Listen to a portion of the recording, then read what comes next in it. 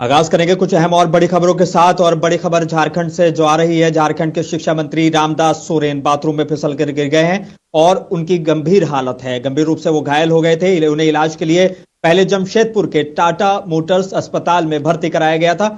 इस संबंध में स्वास्थ्य मंत्री इरफान अंसारी ने अपने सोशल मीडिया पर भी जानकारी दी। उन्होंने एक्स पर लिखा था कि हमारे साथी झारखंड के शिक्षा मंत्री रामदास सोरेन की तबीयत अचानक बिगड़ गई है। बाथरूम में गिरने के कारण ब्रेन में गंभीर चोट और ब्लड क्लॉट हुआ है। उन्हें शीघ्र ही एयरलिफ्ट कर दिल्ली के लिए अपोलो हॉस्पिटल भेजा जा रहा है। मैं लगातार संपर्क में हूं और उनकी स्थिति की निगरानी कर रहा हूं। जानकारी के मुताबिक रामदास सोरेन के सर और हाथ पर गंभीर चोटें आई हैं। उन्हें पहले जमशेदपुर के टाटा मोटर्स अस्पताल में भर्ती कराया गया, जहां उनकी हालत चिंताजनक बनी हुई है। झारखंड के स्वास्थ्य मंत्री इरफान अंसारी ने सोशल मीडिया पर उनके जल्द स्वास्थ्य होने की कामना की।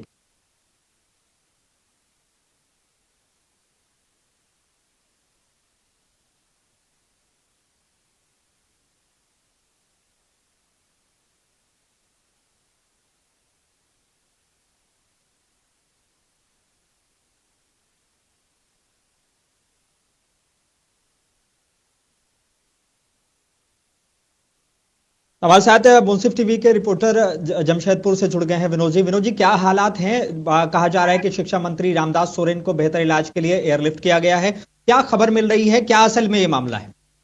जी, निश्चित तौर पर मैं बता दूं कि आज सुबह घोड़ाबांधा स्थित करीब 5 बजे की यह घटना बताई जा रही है, जो कि शिक्षा मंत्री बाथरूम के लिए निकले थे और उसी दौरान वह पैर स्लिप हो जाने के कारण ही घायल हो गए हैं, जिनको सिर पर काफी गंभीर चोटें लगी है।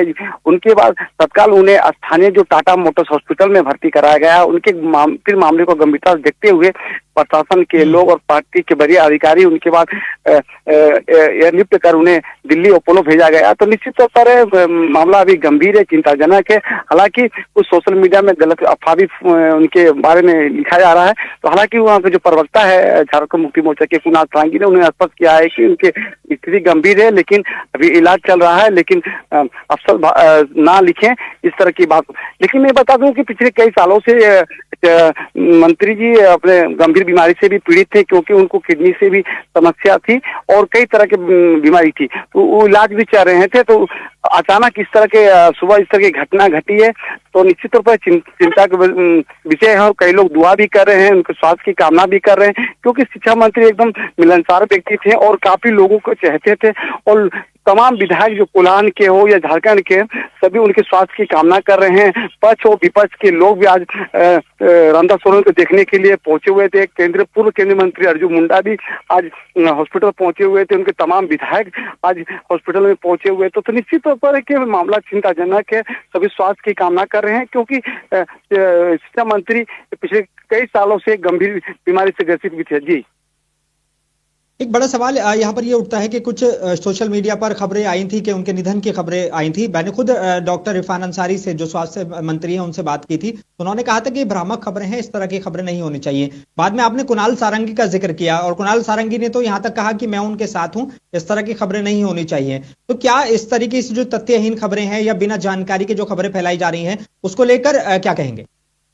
जी, निश्चित तौर पर सोशल मीडिया के युग है, तो लोग नहीं जानने के बावजूद भी लोग पोस्ट कर देते हैं, तरह तरह के लिखते हैं। लेकिन ऐसा नहीं करना चाहिए था, क्योंकि कोई भी पोस्ट होने से पहले इस तरह के संवैधानिक पद में बैठे हुए और कोई किसी तरह का पोस्ट करने से पहले जान ले कि सच्चाई किया है, उसके बाद ही पोस्ट करे या फॉरवर्ड करे या लाइक करे। लेकिन आज का सोशल मीडिया के युग है कि तरह तरह के लोग हैं, बिना सोचे समझे फॉरवर्ड और लाइक कर देते हैं। तो निश्चित तौर पर ऐसे लोगों से सावधानी बचना चाहिए, क्योंकि सबसे पहले ये घटना की जानकारी स्वास्थ्य मंत्री इरफान अंसारी ने ही दिया था, क्योंकि सुबह ही सबसे पहले पोस्ट उन्होंने किया 6 बजे लगभग, और उन्हें ही पूरी घटना को जानकारी दिया। और उन्होंने स्वयं इस पूरे मामले को देख रहे थे और वो भी स्वास्थ्य की कामना भी किए हैं। निश्चित तौर पर स्वास्थ्य मंत्री काफी मीडिया को भी जानकारी उन्हीं के माध्यम से भी मिला है। तो अब ईश्वर की कृपा है, हम लोग भी यही दुआ करेंगे कि शिक्षा मंत्री स्वस्थ हो जाए।